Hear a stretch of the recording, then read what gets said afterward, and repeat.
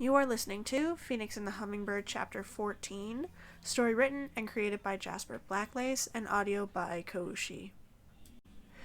Genevieve's POV. After the unprompted meeting with my brother, I walked back into my room and changed into a shirt and pants before walking back to the greenhouse. I had some minor gardening to do this afternoon, with my schedule packed over the next few days with party planning. I had no other time than now.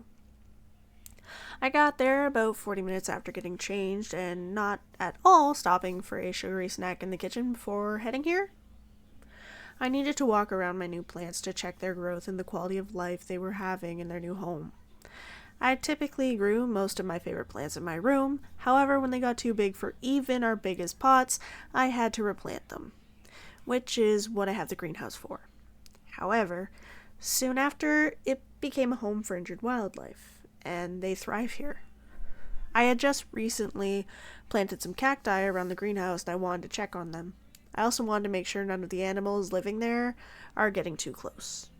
The main reason I want a second sanctuary is so that they can have more space to live happily and safely.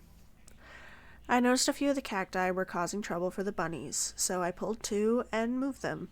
It didn't take me too long, and by the time I was done, one of the staff had brought me a snack and tea for a small break. As I was enjoying my break, I watched as Ophelia entered the greenhouse and walked toward the place where the three-legged bunny resided.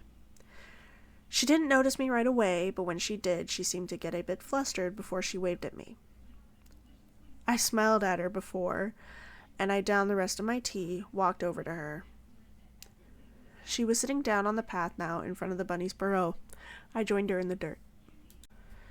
I named him Orange Creamsicle. He's very sweet, but very shy. You may need to come by very often before he'll come out to meet you in person. She took out her notebook and pencil and began writing. What's his story? She looked up at me with a soft smile. It's a bit of a sad one. Are you sure you'd like to hear it? I asked, looking to the left at a small black and white bunny hopping peacefully down into the burrow before us. I looked at her and she nodded. Well, I was on a little outing 4 years ago in town when a coach horse got spooked by this little one and ended up stepping on its back leg. I had just been coming out of the bookstore when I heard the worst scream in my entire life. I'll be honest, I didn't think he would make it. But I scooped him up anyway and took him home with me. We had a physician perform a surgery, and thankfully he pulled through. It took months for him to move on his own, but when he did, he continued to get better, and now he is thriving. By the time I completed my story, I heard a soft sob coming from right next to me. It's the only sound she has really made since coming here, and while it was revolutionary, it made my heart ache. I couldn't stop myself from wrapping her in my arms as she wept. She started to write on her paper again with trembling hands. I can't believe how painful that must have been for him. I hope he is okay now. I chuckled softly at her kind heart before I brushed my hand down her back in comfort. He's very happy now, actually. Hey, wait, take a look. I pointed towards the burrow entrance as the devil in question wandered out into the sun and stretched his fluffy body out and yawned. Following him were 3 similar versions of him, with the little female bunny from before. He has a family now. I felt her slight shivering stop as she relaxed into my hold completely.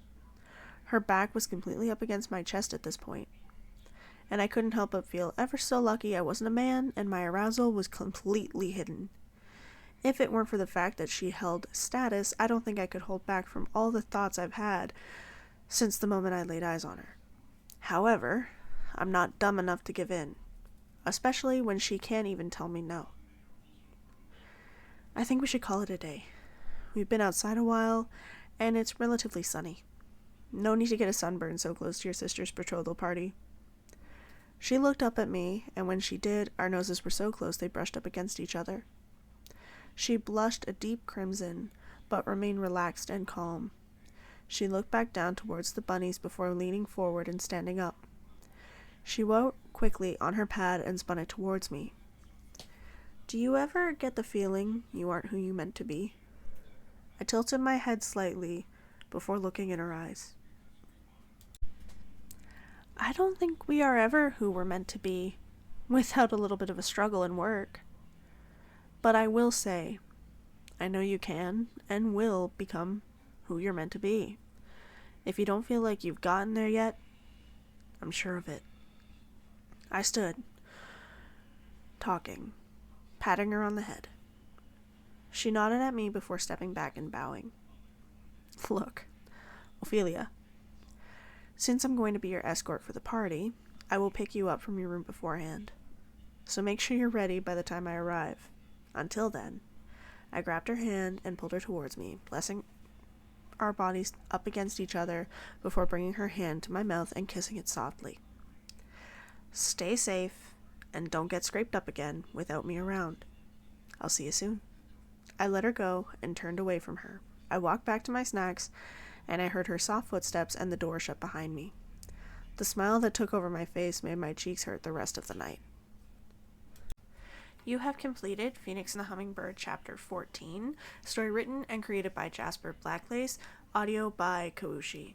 Thank you guys so much for listening, and we'll see you next time.